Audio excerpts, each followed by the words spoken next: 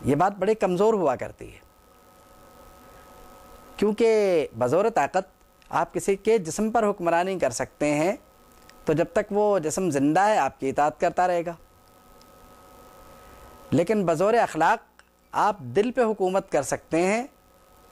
اس میں یہ ہوگا کہ حکمراں کا انتقال بھی ہو جائے تو حکمراں یاد رہے گا،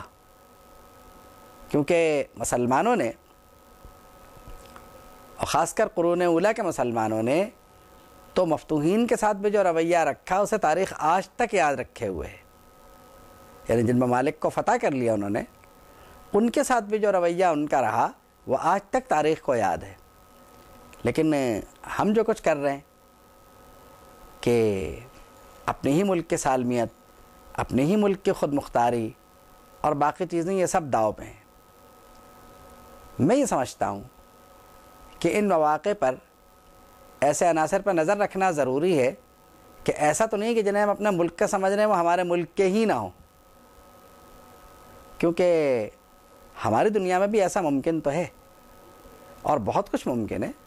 کہ کچھ لوگ ہمارے ممالک میں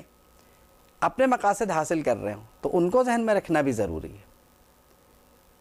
تو اسی لیے جہاد کا جو فریضہ ہے کہ اعلان جہاد حکومت کو کرنا چاہیے، یہ نہیں ہے کہ عوام میں سے کوئی اٹھ کے کہے کہ میں جہاد کر رہا ہوں اور آپ سب لوگ میرے ساتھ ہو لیجئے۔ تو پتہ چلا کہ حکومت اگر جہاد کا اعلان کرے گی تو اس کے لوگ تربیت یافتہ ہوں گے۔ آپ جہاد کے نام پر، جہاد کا اعلان، جہاد کا نام اگر برا نہ بھی ہو تو آپ تو غیر تربیت یافتہ لوگوں کو لے جا کے صرف ان کا حوصلہ بڑھا کے اور انہیں موت کے منہ میں دے رہے ہیں، اور کیا کر رہے ہیں۔ تو یہ روش جو ہے یہ درست نہیں ہے، یہ روش غلط ہے، خلاف اسلام ہے۔ اسلام اس کے بارے میں سختی سے ان چیزوں کے ممانعت اسلام میں، مثال کے طور پہ چھوٹے بچوں کا استعمال یا نابالغ بچوں کا استعمال۔ پرانے زمانے میں اگر تیروں سے جنگ ہوتی تھی تو لوگ شروع سے تیر اندازی سیکھتے تھے۔ کبھی ایسا نہیں ہوا کہ میدان میں کوئی نوبارد تیر انداز وارد ہوا ہو کہ نیا نیا میدان میں آیا اور اس نے جو ہے وہ سینکڑوں کے حساب سے سب کے سب کو تیروں سے مار دیا، ایسا کبھی نہیں ہوا۔ اور نہ ہی یہ ہوا کہ کسی کو تلوار چلانا آتی تو نہ ہو مگر میدان میں آتے ہی اس نے جو ہے وہ صفیں بچھا دیں۔ اسلام جو ہے وہ تربیت کا قائل ہے کہ پہلے تربیت ہونی چاہیے کسی چیز کی، اس کے بعد اس شے کا استعمال ہو تو بات بنتی ہے، کیونکہ بغیر تربیت کے کوئی چیز نہ تو کام آ سکتی ہے اور نہ اس پہ عمل ممکن ہے، اس لیے کہ وہ کام انتہائی نقصان دہ ہوگا اور عامت المسلمین کو اس کا نقصان ہوگا۔ تو بات یہ ہے کہ جن کاموں کے لیے مسلمان اپنے بچے ہمارے حوالے کر رہے ہیں، اگر وہ یہ سمجھ کے کر رہے ہیں کہ ہم ان کی دینی تربیت کریں گے تو ہمیں وہی کرنا بھی چاہیے، اس کے علاوہ اور کچھ نہیں کرنا چاہیے۔ اور مساجد، مزارات مقدسہ اور مقدس مقامات، ان پر عوام کا اعتماد ہے کہ ہم یہاں پرامن طریقے سے نماز پڑھ سکتے ہیں، پرامن طریقے سے قرآن مجید پڑھ سکتے ہیں،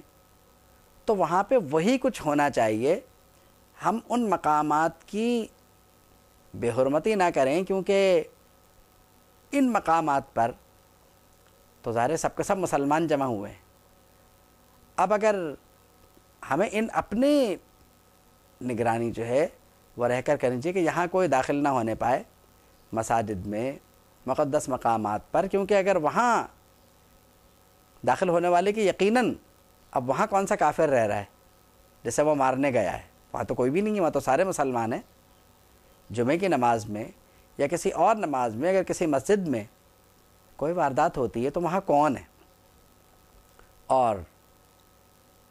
یہ کرنے والا تو یقیناً یہ بات بھول جائے کہ وہ جنت میں جائے گا، کیونکہ میں تو نہیں سمجھتا کہ مساجد میں یا مقدس مقامات پر کچھ کرنے سے یا نیگیٹو ایکٹیویٹیز سے کوئی جنت میں داخل ہو جائے گا، ایسا ممکن نہیں ہے۔ مساجد کا تو حد درجہ احترام ہے، مزارات کا ظاہر وہاں عوام آتی ہے اور معصوم عوام ہے تو حد درجہ احترام ہے۔ تو جتنے مقدس مقامات ہیں ان کا حد درجہ خیال رکھنا چاہیے، اور ان کی جو سیکیورٹی ہے یا ان کی جو حفاظت ہے یہ تو عوام کا اپنا فرض ہے،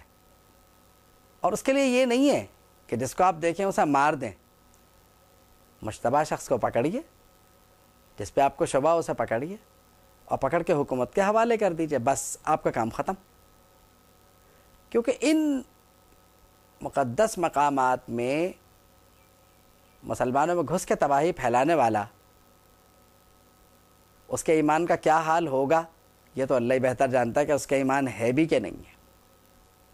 کیونکہ یہ بات اتنی آسان نہیں ہے۔ تو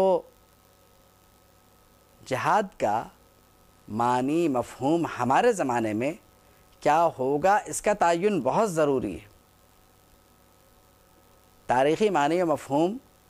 فقہا کا معنی و مفہوم، مفسرین نے جو کچھ سمجھا اس کو نظر میں رکھتے ہوئے آج اس بات کا تعین کرنا بہت ضروری ہے کہ کیا ہر ایسے کام کو جہاد سمجھا جائے یا جہاد کی خاص تعریف ہونا چاہیے۔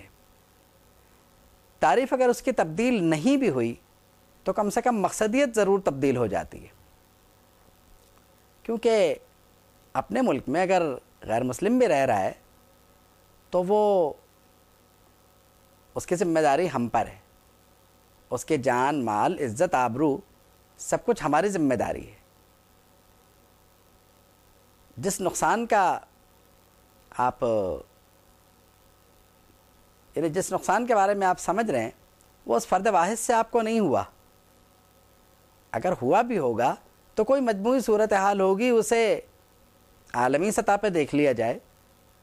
اور اسلام کا پیغام بامقصد طریقے سے دیں۔ بات یہ ہے کہ ہم یہ سوچیں کہ ایسا تو نہیں ہے کہ اسلام سے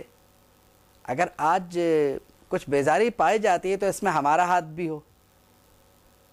اپنا احتساب بھی بہت ضروری ہے، کیونکہ ایسا ہو جاتا ہے کہ دانستہ یا نادانستہ طریقے پر گھر کو گھر کے چراغ سے آگ لگ جاتی ہے، بلکہ کسی کا مصرع بھی ہے، اس گھر کو آگ لگ گئی گھر کے چراغ سے۔